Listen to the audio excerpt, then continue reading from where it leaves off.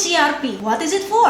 How can it help your business grow? Ngebantuin sebelah mananya sih ERP? Bukannya malah nambah kos ya karena harganya mahal. Harganya aja udah puluhan ratusan juta. Gimana caranya mau balik modal?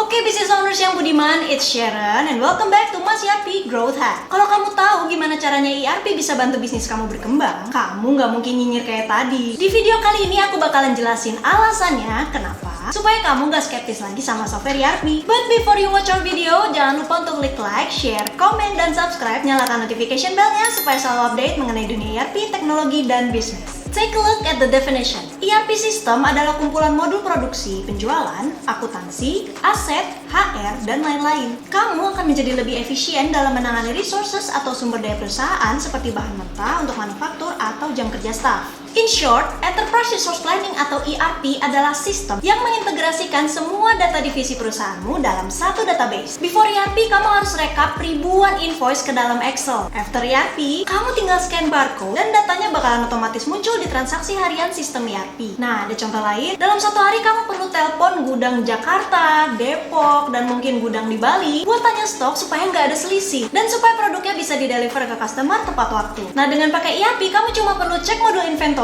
dalam satu kali klik. Masih kurang yakin kalau ERP itu powerful? Kalau misalnya dulu laporan belum di-store sama staff, kamu pasti nggak tenang dan nggak bisa holiday. Sekarang kamu lagi ke Raja Ampat aja, masih bisa cek performa setiap cabang. Dan bahkan kamu bisa monitor top 10 products yang laku di setiap cabangnya. Cuma dengan cek grafik laporan di sistem ERP, karena ERP bisa diakses dengan internet dari mana saja. Supaya kamu bisa lebih relate, coba pahami manfaat ERP ini. Pertama, integrasi. Kamu bisa integrasikan hampir semua software dan aplikasi ke dalam sistem ERP. Jadi yang tadinya kamu menggunakan aplikasi yang berbeda untuk finance dan accounting, lalu misalnya untuk inventory atau gudang pakai aplikasi yang berbeda lagi. Pokoknya semua proses bisnis masing-masing beda-beda aplikasinya. Dengan software ERP, kamu bisa mengintegrasikan semuanya. Kamu hanya perlu menggunakan satu sistem ERP, karena umumnya software ERP sudah mengcover seluruh proses bisnis. Dua, kamu bisa mengambil keputusan dengan lebih cepat. Dengan sistem ERP, kamu bisa menyusun planning yang lebih akurat untuk berkembang, karena data yang disajikan secara real time. Kamu bisa membuat fast decision tanpa harus menunggu laporan dari staff. Kamu hanya perlu cek grafik laporan dan datanya akan terlihat jelas. Kamu juga bisa dengan mudah memfilter mana nih produk yang best seller, mana produk yang diprioritaskan untuk restock di minggu depan, siapa sales yang terbaik di bulan ini, dan komisi apa yang ingin kamu berikan dari setiap deal di masa-masa yang akan datang. Untuk kenaikan omset, kamu bisa mengecek semua data. Divisi mana sih yang mengalami hambatan? Jadi kamu bisa lebih fokus solving problem instead of doing repetitive administrations and bureaucracy. Tiga, monitoring dan keamanan data. Dengan software ERP, kamu bisa monitor performa bisnis kamu dari mana saja dan kapan saja, asalkan ada koneksi internet. Bisa tahu situasi dan kondisi bisnis kamu di setiap detik adalah suatu hal yang sangat hebat, karena artinya kamu bisa memanage bisnis dan menggenggamnya di tangan kamu. Udah nggak ada lagi tuh acara kesulitan dapat kabar dari staff, atau misalnya kamu harus susah-susah nih ke kantor atau ke gudang cuman buat cek keadaan dan stok. Apa kamu tahu fungsi yang sangat hebat tapi tidak terasa dalam software ERP? Sistem ERP bisa mencegah fraud, penipuan, bahkan kasus korupsi di bisnis, karena kamu bisa monitor semua datanya. The ultimate access card is in your hand. 4. Buat customer Anda happy. Seperti yang orang bilang, customer adalah raja.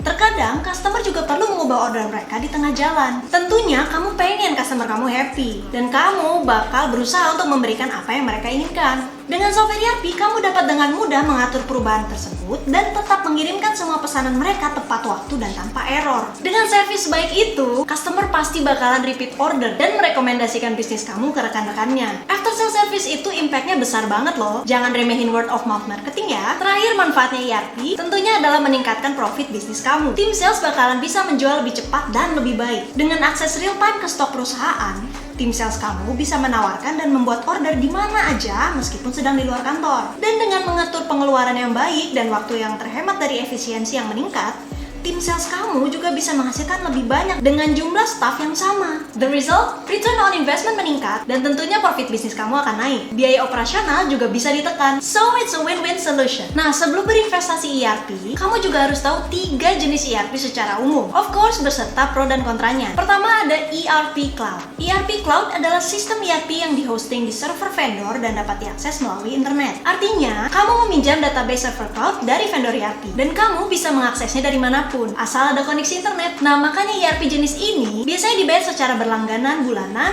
atau tahunan. Sisi pro dari menyewa software ERP Cloud, biaya implementasinya biasanya gratis karena sudah include biaya sewa langganan. Biaya langganannya pun umumnya murah untuk pemakaian jangka pendek, dan kamu nggak perlu memiliki programmer atau tim IT in-house karena maintenance biasanya sudah ditanggung sama vendor. It's actually a good option ya buat bisnis-bisnis yang misalnya project based, karena typically bisnis-bisnis seperti ini nggak memerlukan software ERP untuk jangka panjang. Nah, sedangkan kontraknya, karena database-nya itu disimpan di cloud vendor, kamu memiliki kontrol yang terbatas terhadap sistem ERP-nya, dan kamu biasanya juga nggak bisa modifikasi sesuai workflow karena umumnya ERP Cloud ini adalah produk baku. Di kalangan pengguna ERP Cloud, biasanya mereka akan lebih berhati-hati karena keamanan data adalah tanggung jawab vendor. Supaya aman, coba pilih vendor bereputasi baik dengan standar keamanan yang tepat. Contoh dari sistem ERP Cloud yang terkenal adalah Oracle dan Microsoft Azure. Next, ada ERP on-premise. Nah, ERP on-premise ini sebenarnya kebalikan dari ERP Cloud karena servernya diinstal secara lokal alias offline, misalnya di kantor, di gudang, dan lain-lain. Harga software ERP on-premise biasanya ditentukan berdasarkan ukuran perusahaan dan jumlah user.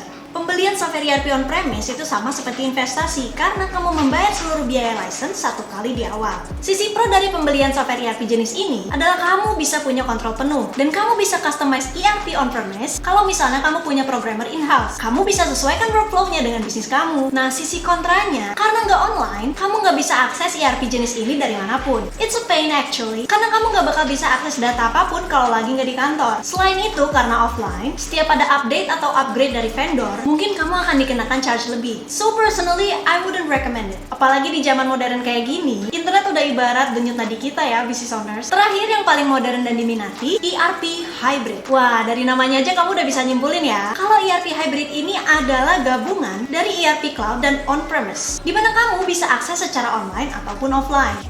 Mind blowing ya. Maksudnya kayak gini, in the case kantor kamu mati lampu dan staff kamu lagi nginput data nih ke dalam ERP, walaupun koneksi internet mati, staff kamu masih tetap bisa akses ERP dan input data dengan mudah. ERP hybrid jadi opsi yang sangat diminati di kalangan pebisnis muda karena sisi pro-nya yang sangat fleksibel. Nah, kontranya, biasanya ERP hybrid ini memiliki harga license yang cukup tinggi karena ada biaya maintenance, training, dan masih banyak lagi. Tapi semua itu dibayarkan satu kali seumur hidup seperti investasi, dan seperti kebanyakan investasi lainnya, dalam jangka waktu tertentu pasti akan ada return on investment. Oke, tentunya untuk penjelasan lebih detail tentang fitur dan harganya, kamu bisa cek di video software akuntansi paling populer di Indonesia yang Sean rekomend di atas sini ya linknya. End of the video. Sampai juga ya kita di bagian kesimpulan, business owners. Menempas semua mitos-mitos yang beredar tentang mahalnya ERP, sebenarnya kalau kamu beli software ERP terus nggak dipakai, atau justru misalnya gagal diimplementasiin, justru itu yang bakal jadi biaya atau cost. Makanya banyak business owners nih yang ngeluh, beli software ERP percuma nih, malah nambah biaya. Padahal faktor dari kegagalan implementasi itu ada banyak, bukan hanya dari vendornya aja. Bisa saja staff kamu kurang bisa beradaptasi dengan implementasi ERP yang baru, dan masih banyak lagi variabel-variabel lainnya. Tentunya semua ini harus kamu kaji lebih dalam. Because basically, software ERP sebenarnya bukan biaya atau cost, melainkan suatu investasi. Karena jika berhasil diimplementasikan, ERP justru bisa menekan banyak biaya dan meningkatkan penjualan, juga cash flow bisnis kamu. Kamu bisa cek video lengkapnya tentang mitos-mitos ERP